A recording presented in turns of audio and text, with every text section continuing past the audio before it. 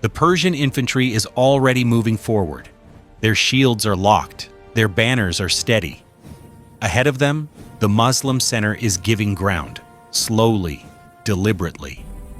Dust rises from the plain of Walaja as the gap widens. To the Persian commanders, it looks like collapse. What they cannot see are the cavalry formations hidden behind the low ridges on both flanks. The trap is already closing, and the empire does not know it yet. Only months earlier, the Arabian Peninsula had been on the edge of fragmentation. In 632 CE, the Prophet Muhammad died, leaving behind a fragile political and military unity. Several tribes renounced allegiance to Medina. Others refused to pay tribute. Abu Bakr, elected as the first caliph, responded with force. The Ridda Wars that followed were not expansionary campaigns. They were wars of consolidation. By the end of 632 and early 633, Abu Bakr had reasserted control over Arabia, re-establishing a unified state with a veteran core of fighters hardened by years of conflict. With Arabia stabilized, Abu Bakr turned outward.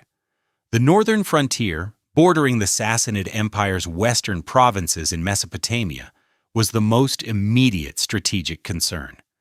Iraq was not just a borderland. It was agriculturally rich, densely settled, and vital to the Persian imperial economy. It was also the staging ground from which Persian-aligned Arab tribes had previously threatened Arabia. Leaving that frontier unchecked meant inviting future invasion. To secure the Caliphate, Abu Bakr ordered an offensive into southern Iraq. Khalid ibn al-Walid was chosen to lead it. By this point, Khalid was already known for his operational mobility and decisive command. He entered Iraq in early 633 and quickly defeated several Persian-led forces in a series of sharp engagements. These early losses alarmed the Sassanid court. Yazdegerd III, the young emperor, could not ignore the situation. The defeats were not catastrophic on their own, but they signaled a dangerous pattern.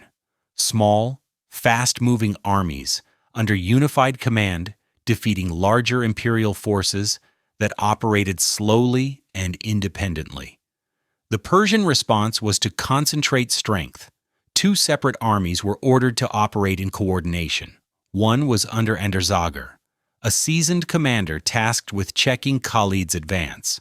Another force, under Bahman Jadhuyi, was being assembled to deliver a decisive blow. The intent was clear. Individually, these armies might be beaten. Together, their combined manpower, heavy infantry, and cavalry would overwhelm Khalid's smaller force. The plan was simple and sound by conventional standards. Delay, then unite, then crush. Khalid understood the danger immediately. Allowing the two Persian armies to join would mean facing a force that outnumbered him significantly and could anchor itself on fortified positions near the Euphrates. Speed was the only solution. He could not withdraw without losing momentum and inviting pursuit. He could not wait without being trapped. He needed to force battle before the unification could occur, and to do so on ground of his choosing. That ground was Walaja. Walaja lay in Mesopotamia, in an open plain broken by low ridges and gentle rises. It was not a defensible position in the traditional sense. There were no walls, no rivers anchoring the flanks. But that was precisely why Khalid chose it. The terrain allowed movement, fast movement, especially for cavalry. It also offered concealment. The low ridges on either side of the plain could hide mounted troops from an enemy advancing frontally. Walaja was not a place to hold, it was a place to maneuver. Khalid moved quickly and intercepted Andarzaghar's army before it could join Bahman. The Persian force that arrived at Walaja was reinforced by Christian Arab allies, loyal to the empire and accustomed to fighting alongside Persian units. In total, the Persians still held numerical superiority. Their army was built around heavy infantry, disciplined, well-equipped, and trained to advance methodically. Cavalry units were present, but the infantry was expected to deliver the decision. Khalid organized his army with a different logic. His infantry formed the center, positioned to engage directly. His cavalry, the decisive arm, was split. A portion remained visible, deployed on the flanks to match the Persian formation. The rest, two strong mounted detachments, were sent behind the low ridges on both wings. They were concealed from view, held in reserve, and placed under direct command with clear instructions. Their role was not to skirmish or pursue, it was to strike at a precise moment. The battle opened with a direct engagement. The Persian infantry advanced, pushing into the Muslim center. The fighting was intense and sustained. The Rashidun infantry did not collapse, but they did not stand immobile either. They yielded ground in stages, maintaining cohesion while falling back. From the Persian perspective, the signs were encouraging. Their pressure was working. The enemy line was bending. The weight of numbers and armor seemed to be telling. This was exactly the impression Khalid intended to create. As the Muslim center withdrew, the Persians advanced further into the plain. Their formation elongated. Units pressed forward to maintain contact. Command and control became more difficult as dust, noise, and distance increased. The Persian wings remained focused on the enemy in front of them, unaware that the battle's decisive movement was about to come from behind. The withdrawal was not a rout. It was controlled. The infantry did not break. They did not turn their backs. They gave ground slowly, drawing the Persians deeper, pulling them away from any possibility of reinforcement or reorganization. The illusion was powerful. To Andarzaghar, it appeared that Khalid's army was on the verge of being driven from the field. At the moment the Persian advance reached its deepest point, Khalid gave the signal. From behind the ridges on both flanks, the concealed cavalry surged forward. They did not attack the Persian wings. They rode past them. Moving at speed, they swung inward and struck the Persian rear. Almost simultaneously, the cavalry that had been visible on the flanks turned and pressed inward. The result was a coordinated double envelopment, front, flanks, and rear closing in at once. The Persian army was suddenly encircled. Heavy infantry, effective in frontal combat, was poorly suited to rapid redeployment. Units attempted to turn. Commands were shouted. Formations broke as soldiers realized the threat was not ahead, but behind them. Escape routes closed quickly. The open plain that had invited advance now offered no protection. There were no prepared fallback positions, no defensive anchors. Within a short time, cohesion collapsed. The encirclement tightened. The Persian command structure disintegrated as units fought independently, surrounded on all sides. Casualties mounted rapidly. Some attempted to flee only to find cavalry blocking every direction. Others stood and were destroyed where they stood. The battle ended in decisive defeat for the Sassanid force. Andarzaghar was killed. The army he commanded ceased to exist as a fighting force. More importantly, the strategic objective had been achieved. The Persian armies did not unite. Bahman arrived too late, finding the field already lost. Walaja was not won by chance or by numbers. It was won by timing, terrain, and deliberate deception. Khalid had forced the enemy to commit fully, then struck where they were weakest. The maneuver required discipline, coordination, and absolute confidence in execution. It left no room for improvisation. The road into Iraq now lay open, and Khalid ibn al-Walid was already moving. The destruction of Andarzaghar's army did not end the danger. It intensified it. News of the defeat at Walaja traveled quickly across Mesopotamia, and with it came a clear warning.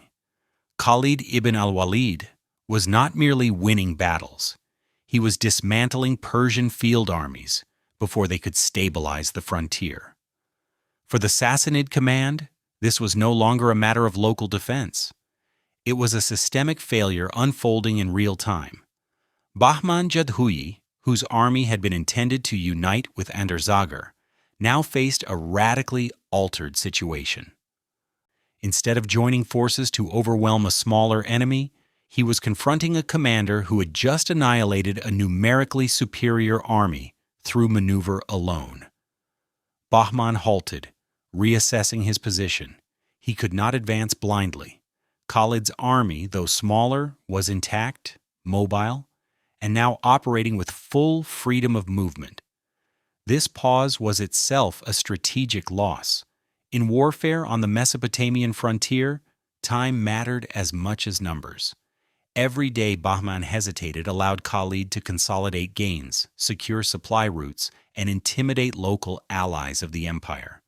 The psychological effect of Walaja spread faster than any cavalry detachment. Arab auxiliaries who had served under Persian command began to question imperial protection. Cities watched closely, weighing resistance against accommodation. From a military standpoint, Walaja demonstrated something the Sassanid system struggled to counter. Persian doctrine relied heavily on layered defenses, deliberate advances, and the overwhelming power of heavy infantry supported by cavalry. It was effective when battles followed predictable patterns. Khalid refused to fight predictably. He did not seek to grind down the enemy line. He sought to unbalance it. The choice of Walaja had made that possible. The open terrain forced the Persians to commit fully to the advance. The lack of natural barriers gave them confidence and removed their safety net. Khalid's use of concealed cavalry was not improvisation.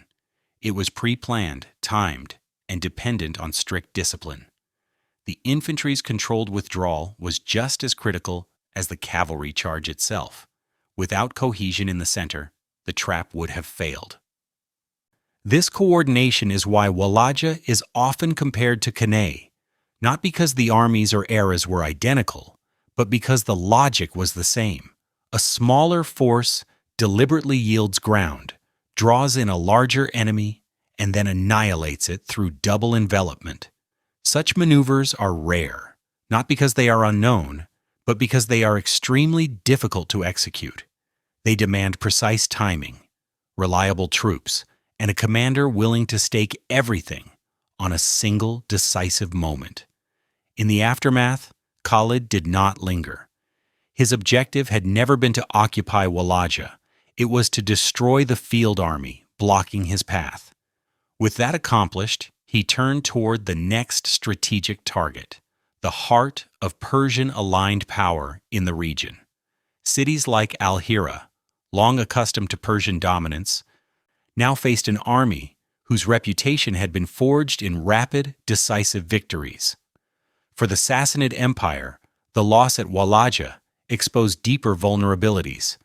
Command fragmentation was a recurring problem. Separate armies, separate commanders, delayed coordination. All of these had existed before Khalid arrived. He exploited them ruthlessly. The empire still possessed vast resources, but resources mean little if they cannot be brought to bear at the right time and place. Walaja also reshaped the nature of the conflict. Earlier engagements in Iraq could be dismissed as skirmishes or frontier clashes. Walaja could not. An entire imperial army had been destroyed in open battle. The psychological balance shifted. Initiative now belonged entirely to Khalid. Persian commanders would be reacting to him, not directing the campaign themselves. Yet even with this victory, the war was far from over. Bahman's army remained intact. Persian forces still held key cities and strong points along the Euphrates. The Sassanid state was weakened, but not collapsed. Khalid knew that momentum was essential. Victory at Walaja would mean little if it was not followed by immediate action. This was the pattern of the campaign. Strike first, strike fast. Deny the enemy time to recover or reorganize. Walaja was not an isolated success. It was a demonstration of method.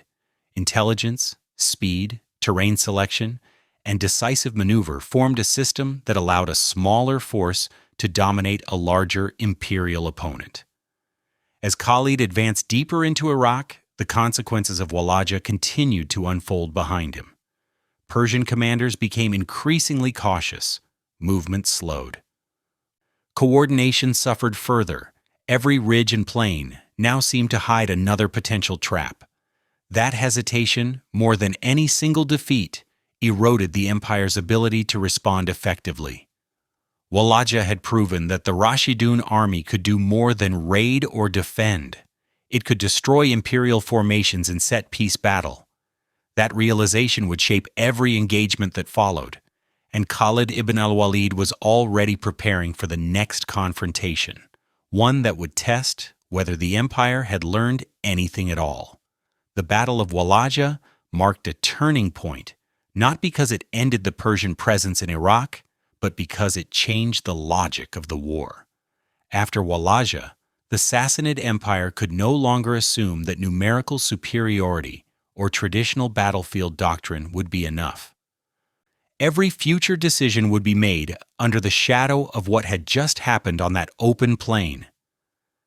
Khalid ibn al-Walid understood this. He did not interpret Walaja as a final victory, but as an opening. The destruction of Andersager's army had removed the immediate barrier to further advance and, just as importantly, had shattered the coordination of Persian field forces in the region. Bahman Jadawi still commanded a substantial army, but now he faced an enemy with momentum, confidence, and operational freedom. Instead of pursuing Bahman directly into unfavorable ground, Khalid chose to exploit the psychological and strategic effects of Walaja. His army moved toward Al-Hira, a key political and administrative center long aligned with Persian authority. Al-Hira was not merely a city. It was a symbol of imperial control over Arab client states in Iraq. Its fall would signal that Persian protection was no longer reliable. This decision reflected the same principles that had governed Walaja. Khalid did not chase the enemy's strength. He attacked their structure. By threatening key centers, he forced Persian commanders into reactive positions, constantly adjusting to his movements rather than executing their own plans. The comparison between Walaja and Cannae is often made in military history, but it deserves careful qualification. The armies differed in composition, scale, and cultural context, yet the underlying mechanics of the victory are strikingly similar. In both cases, a commander facing a larger force chose not to resist the enemy's advance outright. Instead, he allowed the center to bend, absorbing pressure while maintaining cohesion. The decisive blow came not from the front, but from the flanks and rear, delivered by mobile forces at precisely the right moment. What made this maneuver impossible in the eyes of Khalid's opponents was not ignorance of the concept, but disbelief in its execution. Double envelopment requires exceptional discipline. If the center collapses too quickly, the army is destroyed. If the cavalry strikes too early or too late, the enemy escapes or counters. At Walaja, every element functioned as intended. That level of coordination was rare in any era. The Persian defeat also highlighted structural weaknesses within the Sassanid military system. Command was divided among nobles and regional leaders, whose authority often overlapped. Communication between armies was slow. Decision-making was cautious, shaped by the need to protect prestige and avoid personal blame. Khalid's command style was the opposite. Authority was centralized. Decisions were rapid. Risk was embraced when the potential reward justified it. These differences mattered more than equipment or numbers. At Walaja, the Persian army was not inferior in arms or training. It was inferior in adaptability. Once the battle deviated from expectation, its doctrine offered few solutions. Heavy infantry could not disengage and redeploy fast enough. Cavalry, committed piecemeal, could not reverse the encirclement. The army had been built to win a different kind of battle. For the Rashidun forces, Walaja reinforced confidence in maneuver warfare. It confirmed that speed and coordination could compensate for numerical inferiority. It also validated Khalid's reliance on cavalry as the decisive arm, not merely for pursuit, but for operational shock. This lesson would be applied repeatedly in the campaigns that followed. Yet even as the consequences of Walaja unfolded, the conflict remained unresolved. The Sassanid Empire still possessed depth, resources, and additional armies. The frontier was breached, not conquered. Every advance carried the risk of counterattack. Khalid's victories increased expectations as much as they reduced opposition. Failure now would carry greater cost. What Walaja ultimately demonstrated was not inevitability, but possibility. It showed that an imperial army could be destroyed in open battle through planning and execution, rather than attrition. It showed that the pace of war could be dictated by the attacker, even against a far larger state. And it showed that Khalid ibn al-Walid was not merely a battlefield tactician, but an operational commander capable of shaping an entire campaign through a single decision. The battle's legacy would echo far beyond the plain where it was fought. Military scholars would later point to Walaja as an example of how classical maneuvers could be adapted to new contexts. Commanders would study it as proof that deception and timing could overcome mass. But for Khalid, it was simply one step in a campaign that was still unfolding. The Persian frontier had been broken. The road ahead led deeper into Iraq, towards stronger defenses and more determined resistance. Walaja had opened the door, but what lay beyond would demand even greater speed, precision, and resolve. Khalid ibn al-Walid did not pause to celebrate. He moved forward, knowing that the next battle would decide whether Walaja was an exception or the beginning of something far larger.